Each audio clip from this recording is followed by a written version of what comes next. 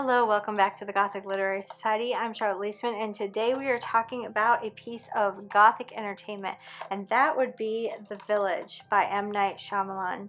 So this is actually a movie that is classified as horror, but we are going to take a look at it and see whether we think it's perhaps Gothic horror or has Gothic underlying themes and whatnot. So let's get into it. So this movie is actually a very interesting one. It begins with the burial of a child in a village that appears to be from the 1800s, the late 1800s. And the people in this village are clearly acting very strangely. So shortly after the burial, two young girls are sweeping a porch and they realize that there is a red flower growing just beyond the porch. They immediately pluck it up and bury it. Shortly thereafter, the young children in the town find a pig, a baby pig, skinned and dead, lying in the grass. And when they point it out to one of the village elders, they tell him that it is probably those we don't speak of who have done this. And he reminds them that we have a truce with those beings or creatures or whatever they may be, and that they wouldn't be bothering us in this way. So that's clearly not normal. And then we see young boys holding watch in a watchtower by night, and they're patrolling the border of this village, and that border is delineated by posts at the edge of a forest into which the townspeople are never permitted to enter. So it's very clear very quickly that the townspeople are deathly afraid of something beyond the edge of the forest, beyond the edge of the village, and even perhaps the invasion of that something into their village as a whole. So before we get deeply into it, this is an extraordinarily symbolic movie. We are going to have to give away a whole lot of plot spoilers to even begin to talk about this and to try to get at the meaning. So if you really want to go watch this, by all means. It's fascinating for this time of the year, especially for late October into November. This is a really good fall movie. I like it all year long, but it definitely fits this time of the year. So if you have not seen it and you want to run out and go watch it and then come join us again, please do. So let's get into it. So in order to talk about a lot of the symbolism in this movie, we're going to have to talk about the two main characters, Ivy and Lucius, because of course their natures are so heavily tied into the symbolism that we really can't go anywhere without talking about them. So the first main character is Ivy, and Ivy is the daughter of one of the village elders. She is a fascinating girl. She, on one hand, is presented as being somewhat of a mothering, very responsible character. So she, by day, cares for the children of the village, and then on the other hand, she's actually very adventurous, very fearless, something of a tomboy. She even tells Lucius that I do long to do boy things. She likes to race the boys. She's very envious of some of the daredevil games that they play. And yet the most interesting thing about Ivy is actually that Ivy is blind. And I'm not saying that just because that's different. Her blindness is actually extraordinarily important to the symbolism of this movie. So what's really interesting in this movie is that Ivy's blindness is very often pitted against what she can see. So for all of her blindness, she actually sees more than most of the people in the village. So for example, she can see specifically something of an ambiance, particularly off of her father and off of Lucius, like a color that they give off that tells her, it's the only thing she can see in the darkness, tells her that they are near. She can see instantly why her sister, who was interested in Lucius, why Lucius would turn her sister down, because of course Ivy knows that Lucius loves her. And even though Lucius, of course, doesn't say much of anything, he's very, very silent and very awkward. And of course, when the creatures do at one point break into the village, she sees, metaphorically, that Lucius will come for them. He will come to check on Ivy and on the children before doing anything else. And of course, she's right. And last of all, Ivy is the one in the end who sees the truth. She's the only one in the village, other than the elders, who sees the truth about what is really going on. And I think it is her blindness that enables her to accept that truth. So we're going to get into that a little later. Second of all, we have the character of Lucius. So Lucius, of course, means light bringer. He is a very interesting character in a very different way. So Lucius is the sort of character who doesn't necessarily question the narrative that the village elders have set up for the town, and yet he is completely unafraid of their rule system. So whereas the rest of the townspeople are very frightened and they're very likely to give in to these rules simply out of fear, Lucius does so simply out of a sort of a respect for the system. So when he ventures into the wood and there are some repercussions, he immediately confesses that he was the one who trespassed beyond the border. And it's Lucius who asks, in the wake of the burial at the very beginning, it's Lucius who asks to travel perhaps through the woods to go to another town and seek out medicines that they could keep on hand for the benefit of other people who might fall ill. So it's Lucius who is most respectful of the system, and yet none of the system seems to have any power over him. He sees right through it, and he tells his mother at one point that he can see that there are secrets throughout the whole village, that basically the people, especially the elders in this village, are all keeping secrets. When you go out there, a lot of people try to talk about the meaning of the movie, but they really say only this. They'll say, and this is of course a plot spoiler, huge plot spoiler, they'll say, well, the meaning of the movie is that the creatures that were supposedly outside of the town that were attacking the animals in the town and were dangerous to the people were nothing but a fiction that the elders had created so that they could keep the people within the town. That doesn't really tell us anything about the meaning, of course, because that is nothing but a plot point. All they've really done is reiterate something that anyone who's watched the movie can see perfectly clearly. So that is all I've ever seen anyone say, other than Shyamalan himself said he wanted to write about innocence.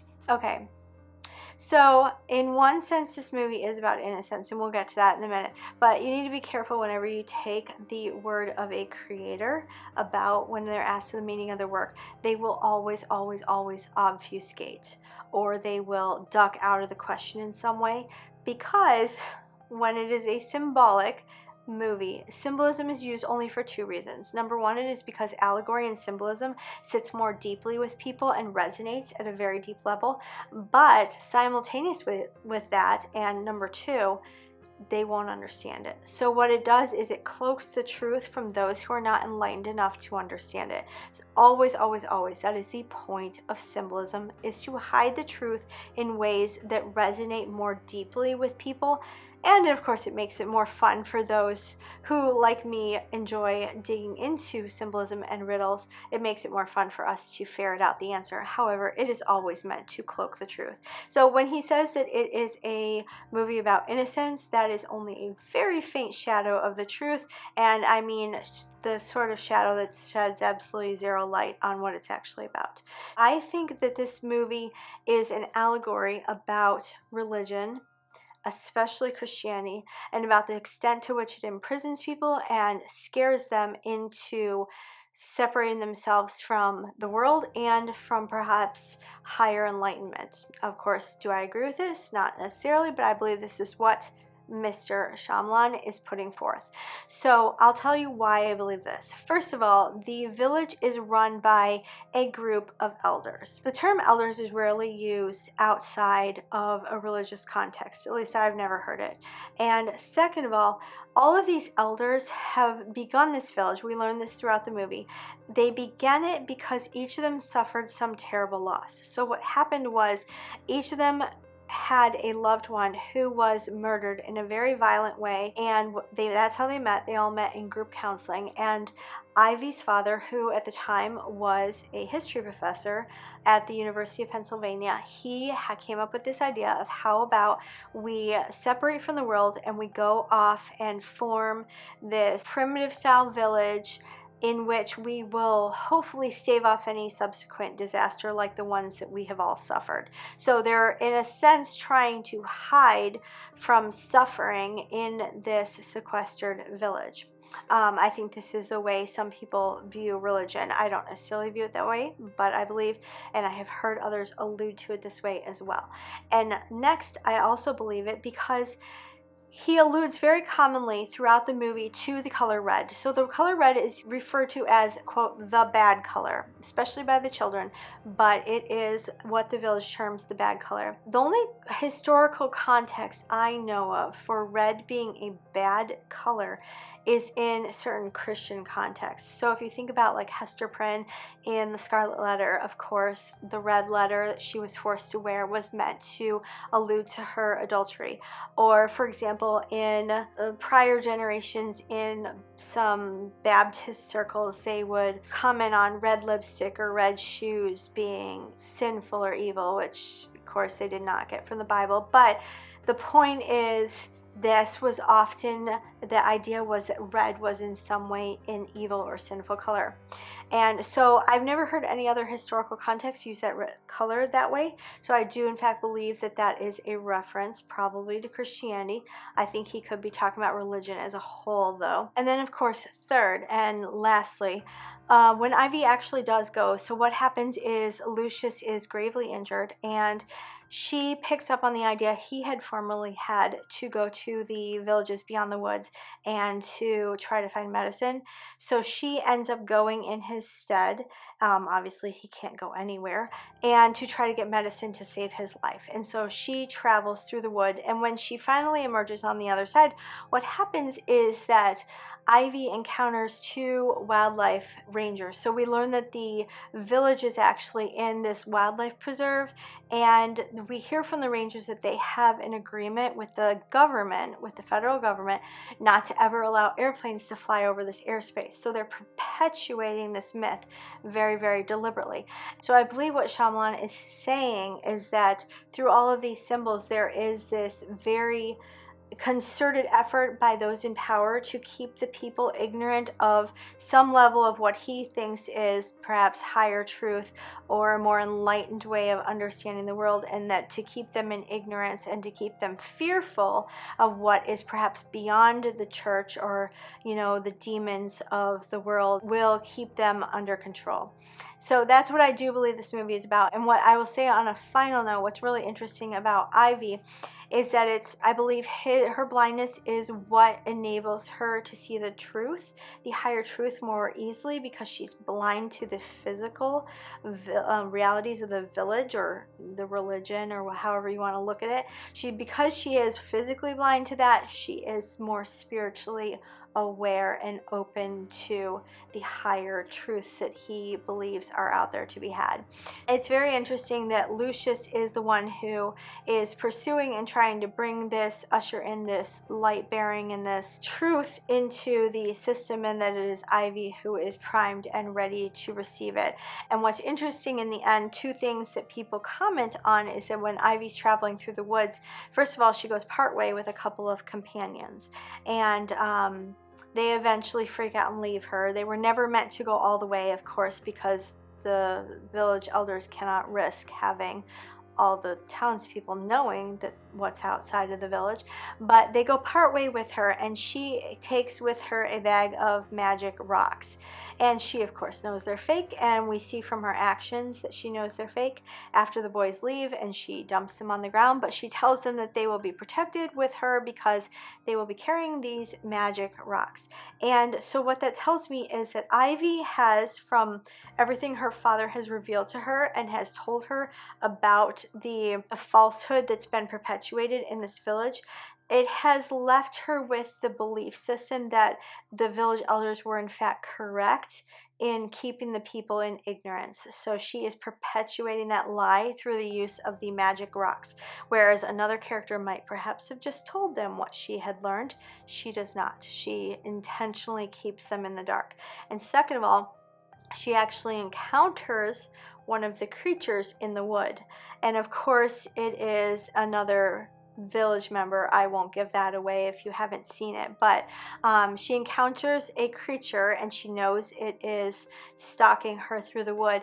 And one thing people have commented on is that it's perhaps a contradiction of Ivy's knowledge that she now has, that these creatures are nothing but a costume that the elders wear occasionally. Well, I don't think that's true. I think what the filmmaker meant was that, yes, Ivy understands that the creatures themselves are a fiction, but I think think it's the lie that she understands, that that power over her is what is the real danger. And so when she kills that creature, which she does manage to do, I think that is symbolically pointing to Ivy's ability within herself, not for the rest of the village, of course, but for her own life, to be able to rise above that lie and put it to death in her own life. So all in all, that's what I believe this movie is really getting at. Whether you believe the theme or not, it's very well written. This one, the symbolism is, I think, extraordinarily tight and very, very interesting to digest. And of course, it gives you all that fun fall, autumn, haunted feeling. So it's just a really fun autumn movie. But lastly, let's ask ourselves, is this Gothic? So I would say that question of whether religion is the sort of thing that keeps people in the dark on purpose, whether it doesn't exist in any real form in the supernatural world, but whether it's strictly a fiction manufactured by people in order to control other people. You could argue that is a Gothic theme. It steps into the supernatural and the irrational just enough. It's perhaps not the most Gothic theme I've seen, but I think it's just over the border enough that we could call that Gothic. And definitely the tropes he uses, the creatures in particular, definitely makes an intangible idea more tangible for viewers. So I would say that it is. We could argue that this steps over into the lines of Gothic, so I would probably classify it as Gothic horror, but let me know what you think. And if you've watched this movie, or if you go out there and you watch it again or for the first time, let me know what you think it's all about and what you like or don't like about it. So that's it for today. If you like this video, give it a thumbs up. Don't forget to subscribe and ring that bell. That way you'll be notified every time I release a new video. I post videos on Fridays, so until next time, stay undead, my friends.